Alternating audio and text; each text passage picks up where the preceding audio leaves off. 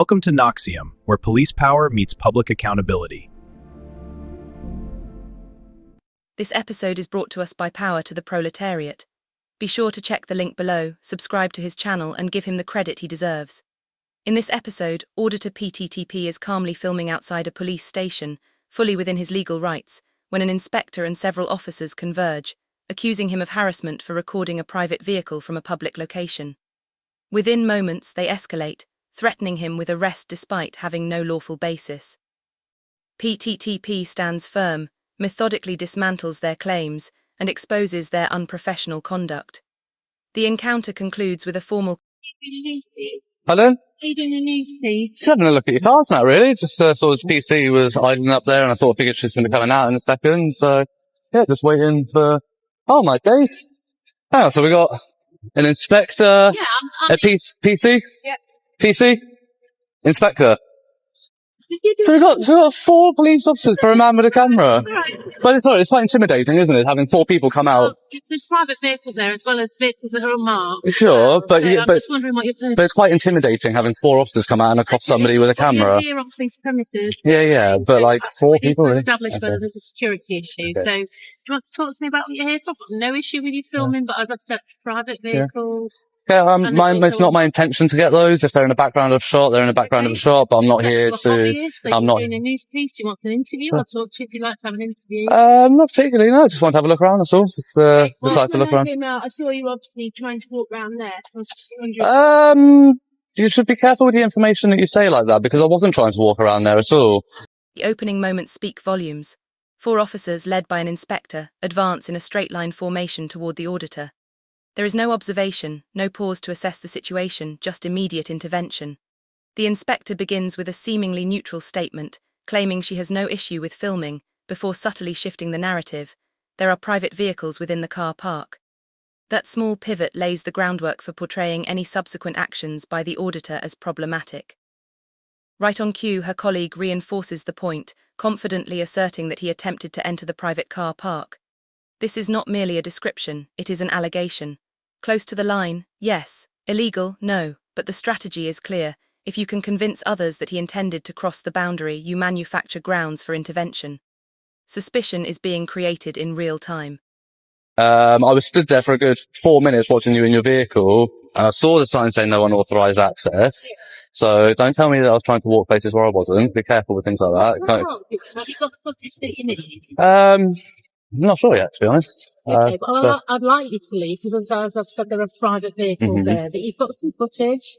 You've got enough. There's nothing... Well, I mean, to be fair, the footage that I was getting was actually interrupted by the PC stopping and coming out. But, so I'll probably wait around to see if any more vehicles come in or out, see if I can get one on blue lights. You didn't do that, because as I've said, there's private cars coming in and out.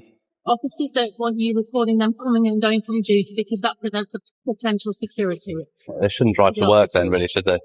If they're that concerned. Business to film the private areas that are off limit to the public. I have every business to film anything that's visible from a public area. But my point is, you shouldn't be going up there, which is what you've done. I haven't gone past the signage where your signage is. It doesn't say the signage. The signage is the signage here saying I can't go further than this, or is the signage there saying I can't go further than there? Twice she emphasizes the phrase private vehicles as if it were some kind of magical rule that nullifies public rights.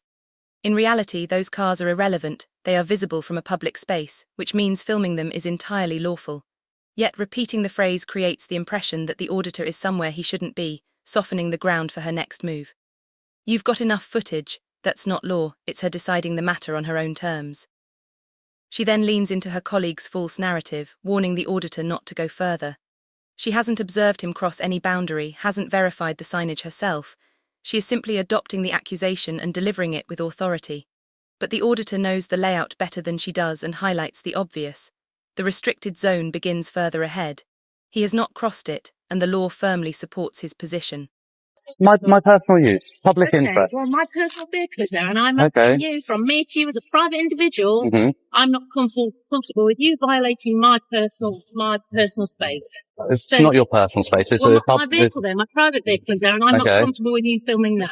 Well, if you hadn't announced that it was your private vehicle, nobody would ever But have known. I'm telling you it is. So No, you therefore are I'm doing asking now. you to stop. Yeah. Well, I'm not going to. It's in a public In which area. case you'll have to be removed to prevent the breach of the So- peace, because you are How am I here. breaching the peace? Do you know what the threshold is for breach of the peace? You already have enough footage, so I'm asking you to leave. Okay. You're creating it that these No. officers aren't able to get on with their policing I'm duty. not stopping them. The inspector's response here is astonishing. She says, my personal vehicle is there, and I'm asking you from me to you as a private individual, I'm not comfortable with you violating my personal space. Personal space. In this context, the term doesn't even make sense. She is in uniform on duty, referring to a police car park that belongs to the force, not to her personally, and is clearly visible from a public vantage point. There is no concept of personal space over property you don't own and cannot legally shield from view. The auditor cuts straight to the point, reminding her that it is not her personal space. She doubles down anyway, insisting she is unhappy with her vehicle being filmed. Ironically, if she hadn't drawn attention to it, no one watching would have known. She herself created the link, turning something anonymous into something personal. That is not a privacy breach by the auditor, it is a tactical misstep by her. She then attempts to support her feelings with the threat of force, warning that if he does not stop filming, he could be removed to prevent a breach of the peace. That is not lawful. Breach of the peace is concerned with preventing imminent violence or disorder, not restricting someone from exercising a lawful right, simply because an officer feels uncomfortable. Individual, as I was, getting on with a matter that's of concern to the community, and I've got an individual on police premises filming not only the police cars coming and going, but officers arriving for duty and leaving again.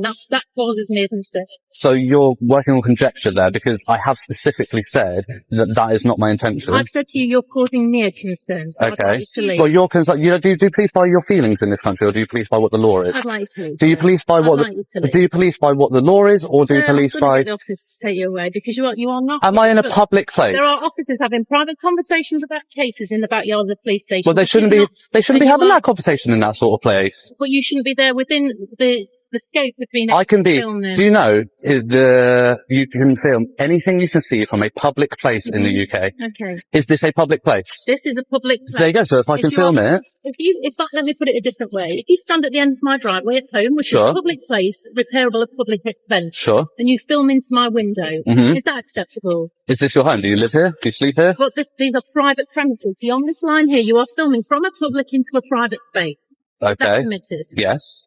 She hears the auditor reiterate that he is in a public place, so she attempts to trip him up with the classic hypothetical.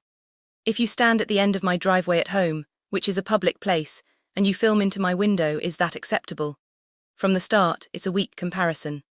Filming into the windows of a private residence can raise privacy concerns under Section 1 of the Protection from Harassment Act, or, in certain circumstances, under the Data Protection Act. But this is not a home, it's a police station, and there is no expectation of domestic privacy. The auditor calls her bluff immediately. Is this your home? Do you live here? That is the crucial distinction. The law treats a private residence very differently from a workplace, particularly one operated by a public body. She attempts to recover, insisting, this is private premises, you are filming from a public space into a private one. While technically private premises, areas lawfully visible from a public vantage point can still be filmed. Her driveway analogy is a red herring, an attempt to shift the debate from a legal argument to an emotional, personal one. Absolutely. Absolutely not. Of course it No. is. So you can stand on my road and film me in my home, can you? If your curtains are open, then legally, yes, I can. So If I continue to do it repeatedly, then you could potentially take action about harassment. Mhm. But at this point, I've been here once only to come and get some footage that I want. Just I on footage for a couple of minutes and then you can leave. No, please. you don't put a time. You don't put a time limit I on do my put a rights. time limit on you, and I'm telling you. Do you know what now, Article 10 is of the Human Rights Act? You are causing me personally harassment and alarm by filming here. Go talk to the Lord Justice Dean about it. The police have a much higher threshold. To leave and then you're going to go. No, Otherwise I'm you'll not. Be arrested. I'm not. Sure you're- Arrest me? Yes, You're going you'll to be arrest me. You'll be hearing from my Absolutely. solicitors and you'll be having a civil suit on your hands. Okay, Arrest me for so what? What are you going to arrest me for? You are causing a nuisance. What are you here. going to arrest me for? Either public nuisance or harassment. Public nuisance. Yeah. So under the new legislation that came with a public. So, You've got your opportunity to film. So- I'd like you to not film or certainly delete anything that has details of my personal vehicle or that of any of the police officers there. No, I want you to go. All right? You don't put a time limit on my rights. From getting on with No, it. I'm exercising my rights here, and you don't put a time limit on that, Inspector. Inspector, what? Blackwell? Thank you. No, you all right with me? Yeah, go do it. Yeah, see, I'm obviously not that much of a concern because you're allowing them to go about their business, yet you're threatening to arrest me. Tyrants here at Stamford. The inspector's final move before retreating into the station is pure threat with no legal backing. She tells the auditor, "You've got 2 minutes, then you're going to go." He refuses, standing firm in his lawful position. That's when she escalates, "Or else you're going to be arrested for being a public nuisance."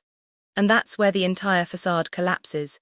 Public nuisance is not some catch-all offence you can wield against someone filming from a public area. Legally, it is a serious, specific offence historically tied to acts that endanger life, obstruct public rights, or cause widespread harm to the community. Since 2022, it has been codified under Section 78 of the Police, Crime, Sentencing and Courts Act, and still requires substantial harm or risk to the public. A person quietly filming in a lawful location does not come close. By threatening arrest, she wasn't enforcing the law, she was attempting to intimidate the auditor into compliance. It is a clear misuse of authority, leveraging a legal spectre that does not apply simply to force someone out of a place they have every right to occupy. Chief Inspector John Shields' response is equally revealing, and not in a positive way. He begins by justifying Inspector Blackwell's actions, claiming she was quite within her rights to ask what the auditor was doing. Asking questions is one thing, but Shield conveniently ignores that the interaction far exceeded that. Blackwell made false claims about the auditor's movements, imposed a personal space narrative, threatened arrest for public nuisance, and framed lawful filming as a breach of the peace. None of that falls under being within her rights. He acknowledges that the auditor wasn't on police property at times, yet suggests filming toward police property may well cause concern, implying that subjective discomfort can override legal rights.